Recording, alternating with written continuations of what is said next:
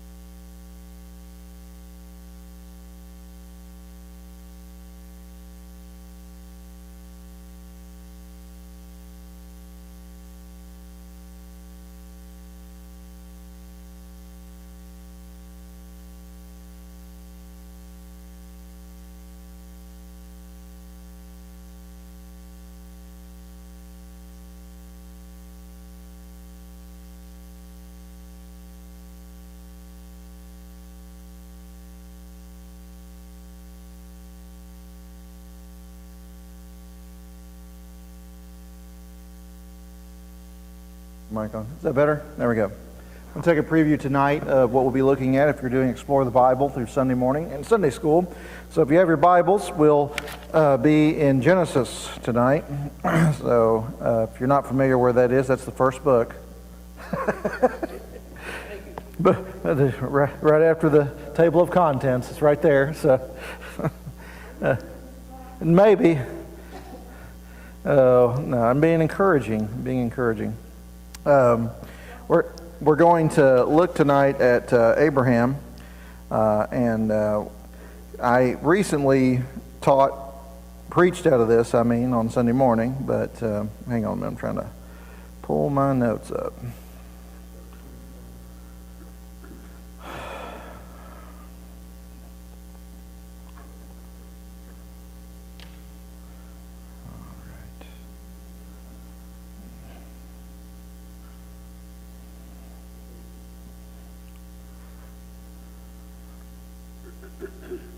All right.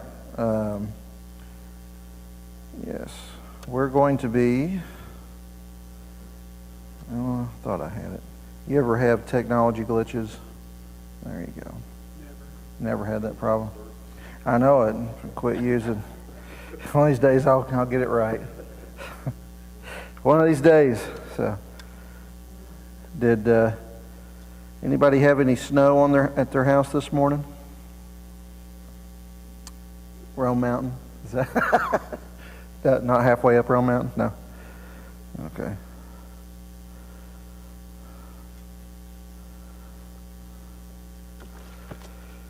We're going to look at the call of Abraham tonight. So we'll be back in Genesis. I think it's. I have a question for you. Has there ever been a time in your life where you felt you had to step out on faith and follow God to do something? And if so, what was that like? What was it and what was that like?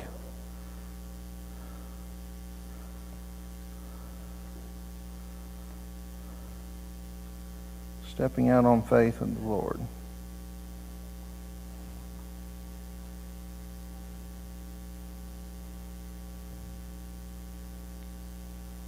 Genesis 12, that's what we are now, sorry.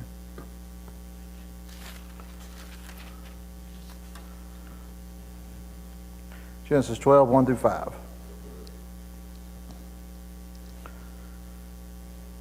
So somebody just share a step of faith that you had to take once, just a step of faith. Didn't know if it was going to work out or not, but it was a step of faith.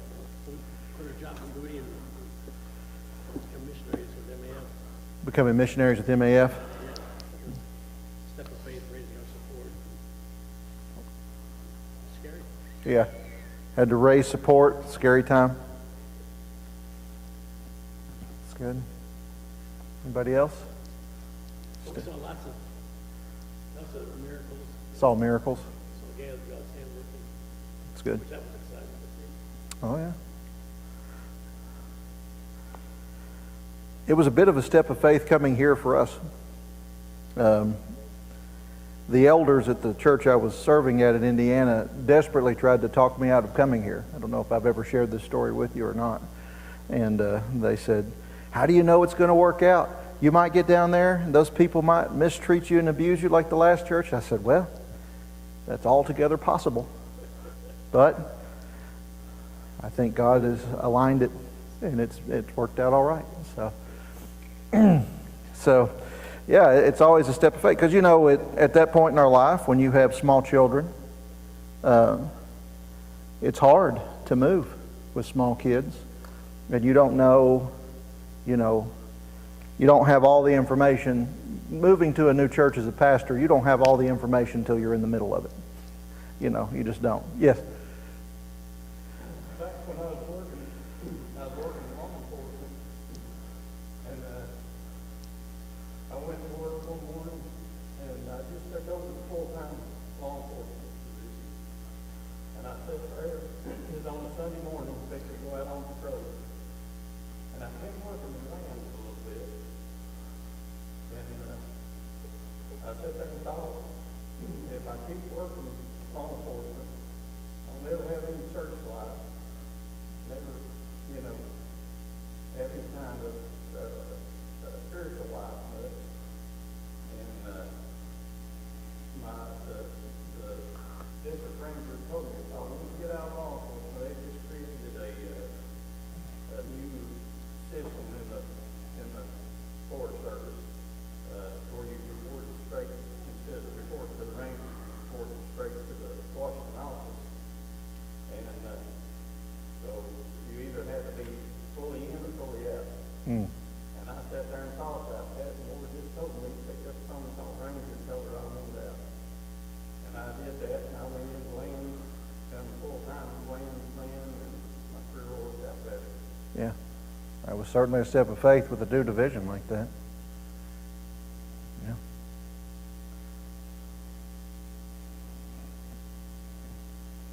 All right. Hebrews 11 tells us that Abraham walked with God, went out, and Hebrews 11 tells us that Abraham was not knowing where he was going, but he followed the call of God anyway. And if God was calling him, then I assume he knew it would work out, however it would go. Just obey and go was what Abraham had to do. So here's the context of this. We've looked at the Tower of Babel, chapter 11, that tells us that story. Then beginning in 11:10, the generations of Shem, which is the line that the Israelites will come through, right? Anti-Semitic comes from that root word of Shem, right? Semitics are Jewish people. Anti-Semitism, Shem's right in the middle of that.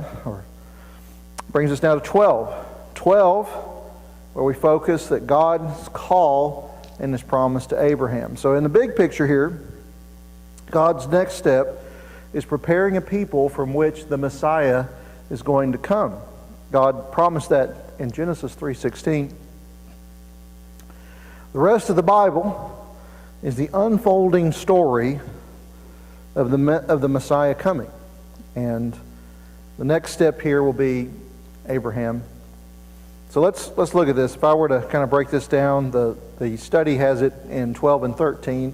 It's going to be heavily front-loaded, though, with chapter 12, verses 1 through 5. That may be all we get through tonight, and that'll be fine. But I'd say 1 through 3 is going to be God's call to Abraham. 12, 4 through 5 is going to be Abraham's response. Then we'll see Abraham's meekness in 13, 11 through 13, and then God's blessing in 13, 14 through 18. So let's dive into this, shall we? Genesis 12, 1 through 3. Would somebody like to read that for us this evening? Genesis 12, 1 through 3. Now the Lord hath said unto Abram, Get thee out of thy country, and from thy kindred, and from thy father's house, unto a land that I will shew thee. And I will make of thee a great nation, and I will bless thee, and make thee thy name great, and thou shalt be a blessing. And I will bless him that bless thee, and curse him that curseth thee, and in thee shall all the families of the earth be blessed. Now, if you'll notice in these first three verses, the focus and the action is Abraham. Look carefully at this. Go forth from whose country? From your country, right? And it says here, look at the pronoun, your relatives, your father's house. You go for yourself, from your country, from your relatives, from your father's house, right? The focus here is on Abraham, and especially what God is calling him to leave. And make no mistake, right, as we think about this, when God calls us, He calls us to leave things at times. Someone once said, you don't have to leave anything to follow the Lord. I don't really agree with that statement necessarily. That's not biblical at all, right? Here God called Abraham to leave many things. What were the things there that He called him to leave behind? Yeah, he had to leave his address. And God may not call you to move necessarily, but one thing I will say is I don't think God will leave you spiritually where you are, even if your address doesn't change. That as time goes on, He changes your heart and makes you more like Him. In Exodus, He called Moses and Israel to leave what? Egypt, right? They were slaves in Egypt. We just... I think a few summers ago, I wrote about it. I wrote about Jeremiah, and Sunday morning we looked at it. He called the remnant to leave and go to Babylon and settle for 70 years. That would have been a hard thing for them to do. The New Testament, Jesus had made it very clear that those who follow Him must leave what? Do you remember what He said? Must leave what? What's that? Yeah, mother and father. Remember when He said that? No relationship is to be more important than our relationship with Him, first and foremost. He told Peter, Andrew, James, and John to leave their boats and their father. He told Levi to leave the tax office. He told the rich young ruler to leave what? His money. Luke 9:23, He said to His followers that you must deny yourself. Maybe that's the hardest thing of all, is leaving a self-centered life to follow Him, whatever that means. And notice here in that list of things, for each person, the thing that was being called to be left behind was different, wasn't it? Tax office isn't the same as a boat. Boat isn't the same as money. All different. What are some of the things the Lord might ask us to leave in order to follow Him? A job? Yeah. There are certain occupations that we as Bible-believing Christians can't necessarily occupy. I think about a bartender. I don't think you can help people get inebriated and engage in the sin of drunkenness. I don't think that's a proper job for a Bible-believing Christian, you know.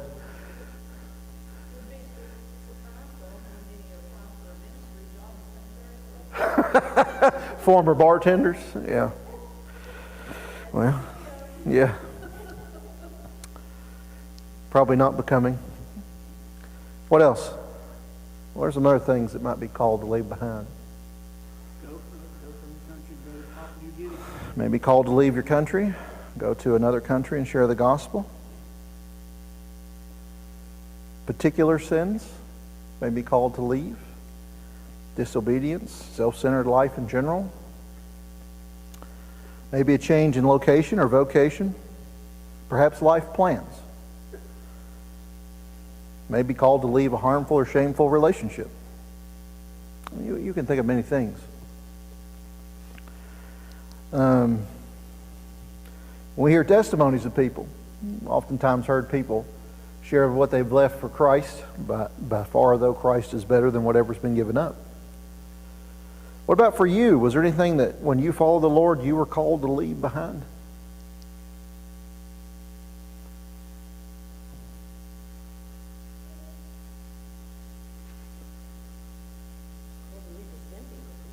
Called to leave the sin behind?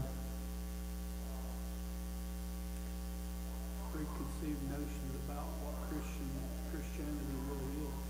Your wrong preconceived notions? That's good. Place for wealth. A place for wealth, is that what you said? Yeah. Yeah.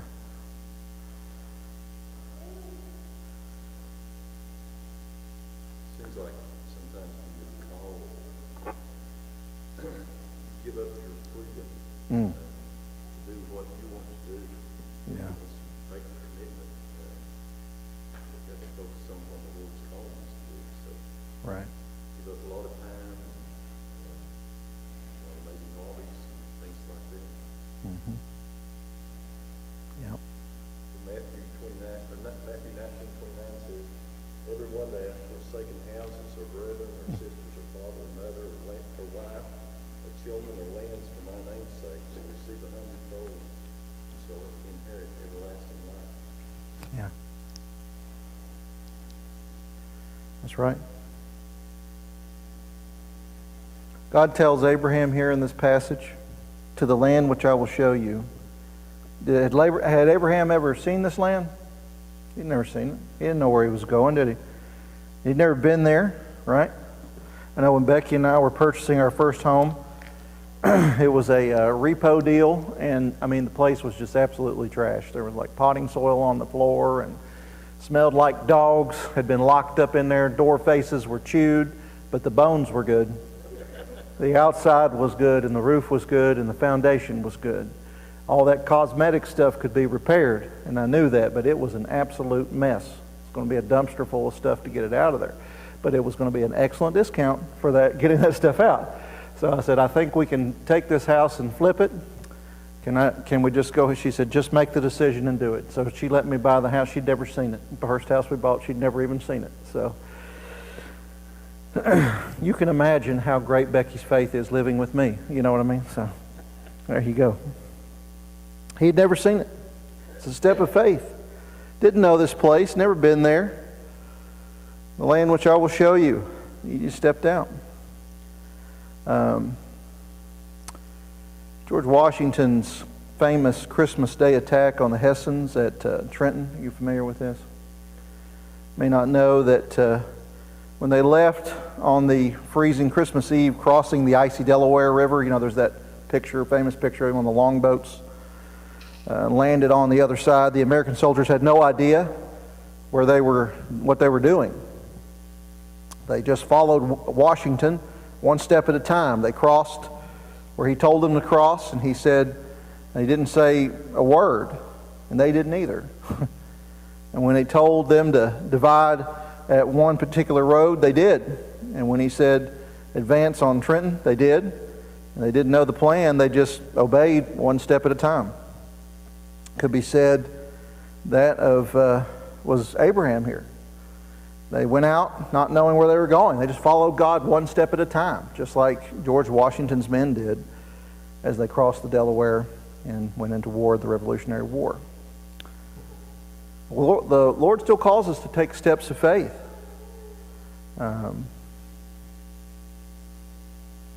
You ever think about, is God, this is a rhetorical question, is there a step of faith God's asking you to do right now? We don't know or understand everything about it. And even in the midst of a step of faith, we question it at times. Sometimes we even don't call it a step of faith, we'll call it a leap of faith, because it seems even further in our mind than just one step. Like Abraham, sometimes God calls us to move or change locations for His purposes. This can be a big step, to change jobs, to witness to someone, right?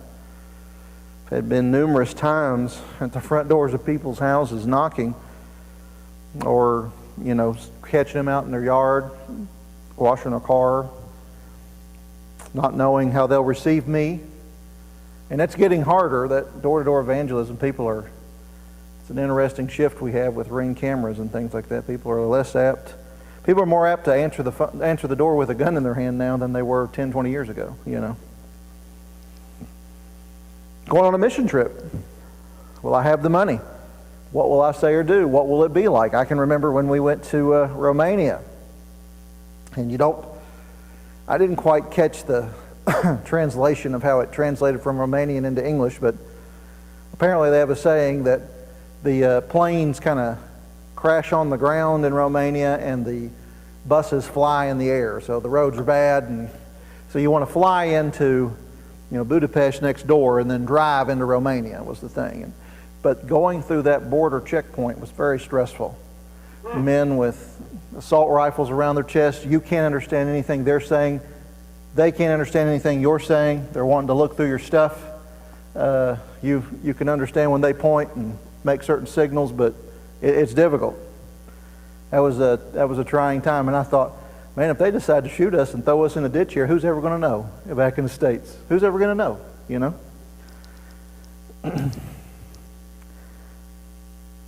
Lots of different things here. You're in a group, we may think of points where we've emphasized, God has done things in history. I know when I look back at things like George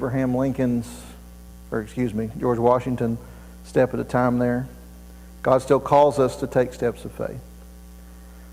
All right, so verse 1 was all about Abraham, about his leaving, stepping in faith with God. Verses 2 through 3 here is going to focus more on what God will do, right? Verse 2, God tells him what? I will make what? He's going to be a great nation. What else? I'm going to bless you. And then what else?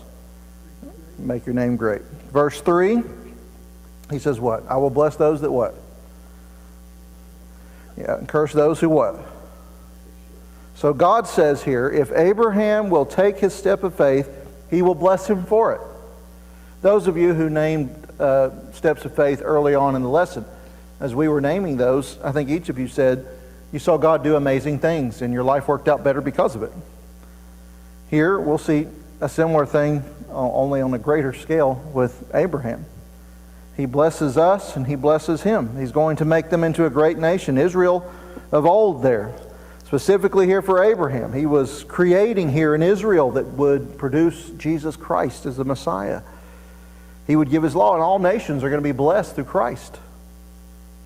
Does God bless us when we leave? Whether he calls us to leave and he follows, he blesses us with an eternal life in Christ, right? He blesses us with peace as we walk with him daily. He blesses us with all kinds of financial and material blessings. I know some of us may not feel that way, but even the poorest Americans are as wealthy as the top 10% in some of the poorest areas of the world. He blesses us as the joy as we serve him in ministries. Gives us tons of blessings as we follow him. But notice here, verses 2 and 3, he says, and I will bless you. The question is, why? Verse 2b tells us, so that you'll be a blessing, right? God's blessing him in turn so that he'll be a blessing. Verse 3, we learn, all the families of the earth will be blessed through him. So, why did God bless Abraham? He's part of the plan to bless all families on the earth. You ever heard the expression, blessed to be a blessing? Anybody ever said that to you before? You're blessed to be a blessing? This is God's purpose in us. He blesses us. But we don't just hoard the blessing up to ourselves like a ravine that's been dammed up and the water doesn't go any further. Blesses us so that we can bless other people, especially for kingdom purposes. Psalm 67 says this, God be gracious to us and bless us and cause his face to shine upon us. But why? Verse 2, that thy way may be known on the earth and thy salvation among all nations. God says he blessed them so that they may be a blessing to make his name known to the world. It's interesting in 1 Kings, we see as they get away from the glory of God and focusing on him, they deteriorate spiritually. It translates into political deterioration and eventually economic deterioration. Psalm 67 is a great commentary on Genesis 12, 2 through 3. God blesses us not for our own sake, but so that we may be a blessing to others, and especially so that we can bless His name on all the earth through evangelism and through missions. Think of some ways that God can use our blessings to be a blessing. What are some ways? Your witness.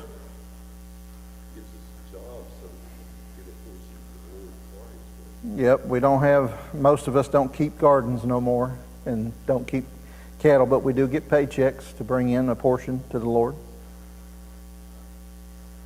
What about that wonderful voice that you have? Do you think God just gave that to you to sing to the radio in the car or in the shower so nobody else hears it but you and the Lord? Right? Maybe use that.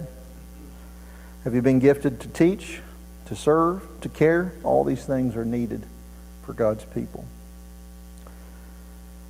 All right, Abraham's response, verses 4 through 5. Somebody read these two verses, 4 and 5 for us. So Abram departed as the Lord had spoken to him, and Lot went with him. And Abram was 75 years old when he departed from Haran. And Abram took Sarai, who his wife, and Lot, his brother's son,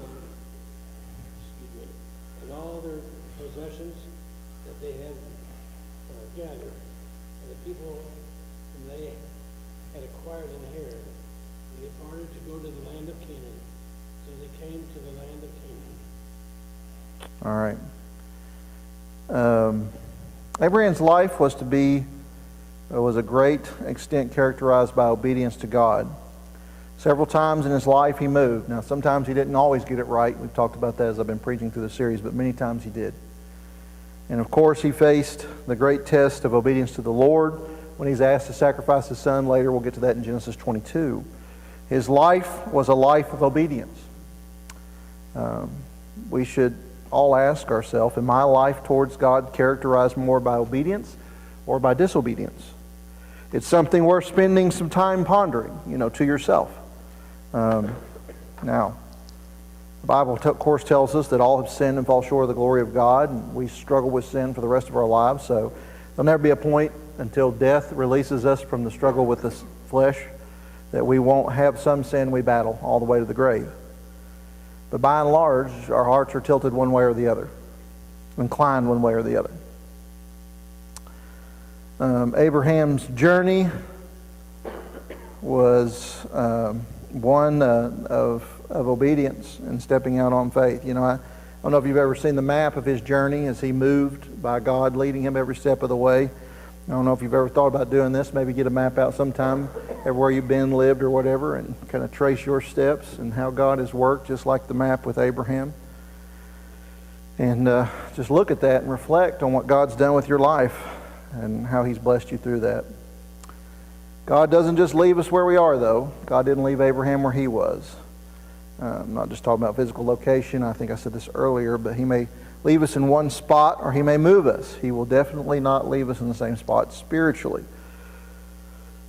All right, let's flip over now to, quickly, we'll look at 11 through 13. Be touching on that on Sunday morning as well.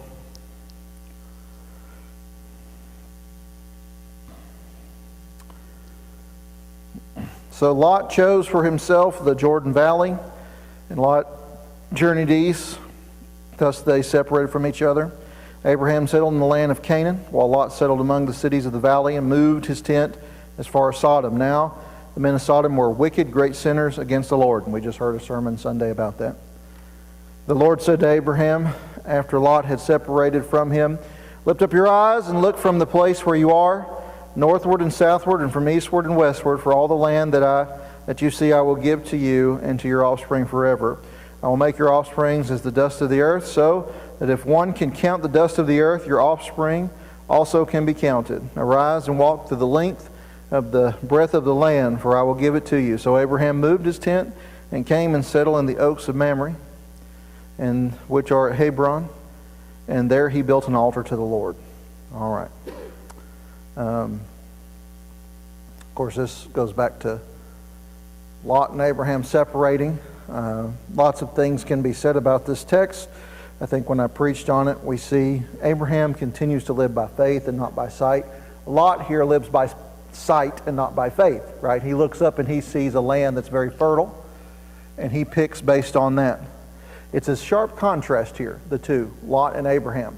We know eventually what happens to Lot in the valley, right? First, he gets taken by a war as war spoils by the army, the fight with the 4 kings, and then we see what happened in the text this week on Sunday morning, where he is greeting the visitors that come, trying to prevent them from being violated, and perhaps they would try to kill them because they were just thinking they were just mere men, not angels of the Lord. Abraham was the one whom God had promised here, and he was like many of us. He might have said something like, hey man, I'm the one that God gave this land to, so you go the other way and pick yourself another land spot out. I'm going to take the best property here, and you can just end up where you end up. But that's not what Abraham does. Like, he lets Lot kind of pick first. Really here, what we're seeing in Abraham is the quality of meekness. What is meekness?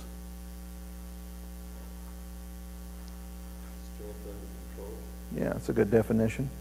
It's not. Some people think meekness is weakness. They mistake it for weakness, but it's not weakness, is it? It's surrendering of one's rights, or strength under control, right? It's being gracious to others, trusting that God will bless you when you do that.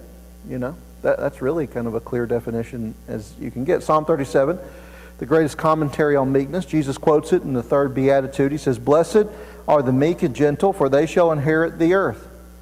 If you study Psalm 37, you will find in verse 11, also the whole psalm shows us that meekness is not just weakness, rather it's trusting in the Lord and doing what is good.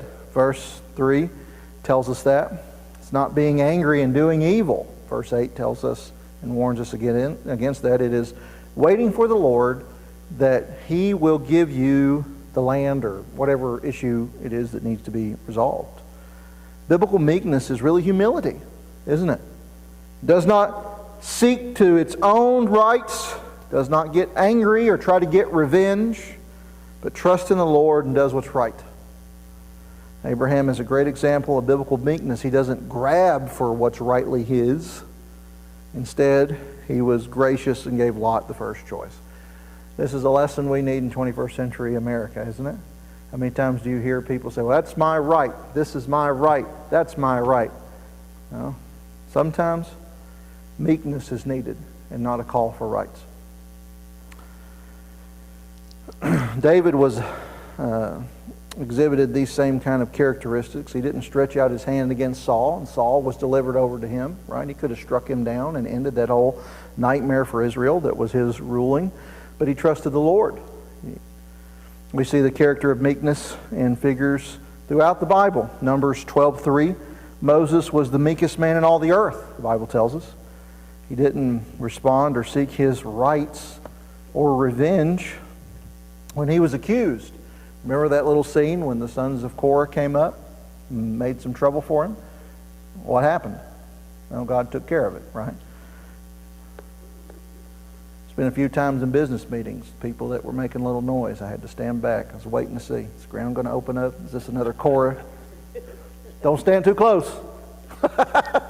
You don't know. God has a way of resolving those things. All right, we're going to end there for tonight so we can spend some time in prayer. Any questions or comments before we go? Meekness is about trusting the Lord that He will handle things properly. Being under control with that. All right. Okay, lots of prayer requests that have come in. Continue to pray for Red Man. New one came in this week.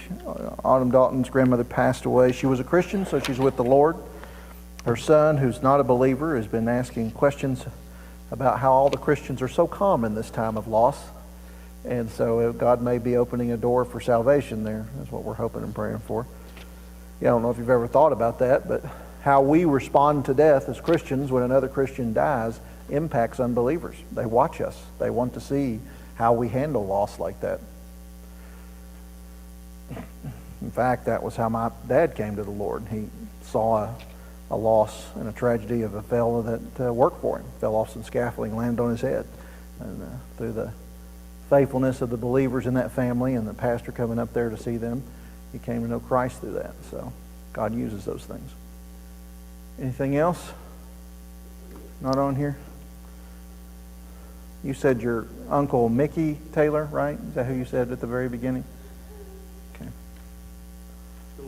Samuel, Bill called me right before church. They just come back from the doctor. Bill got an antibiotic. He's got real bad sinus infection. Samuel has fluid on the ears.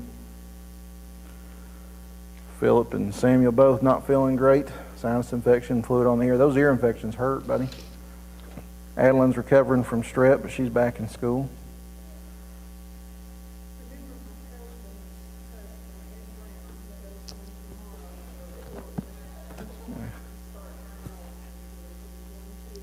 Give me a pen. Do you have a pen?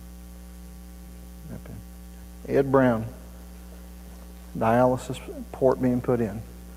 That's telling them before church that'll be fine. We'll be playing golf tonight. Oh, that'd be better. Thank you. And the pencil. Yeah. Tell me the first name one more time so I'll make sure I spell it correctly. Ed Brown.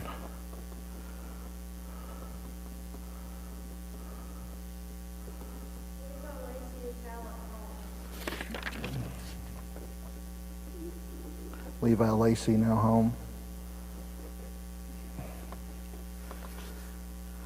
All right, any others? Okay. For tonight, since we've got a couple minutes here, let's break up into small groups for prayer time, if that's okay. Groups of four to six, if we can, and just go through your list here. Anything else that's on your heart, you can pray in those groups. Once we're done, once your group's finished, you're dismissed for the evening. All right. So, however you want to do it, just go into a small group of prayer time there. Be good.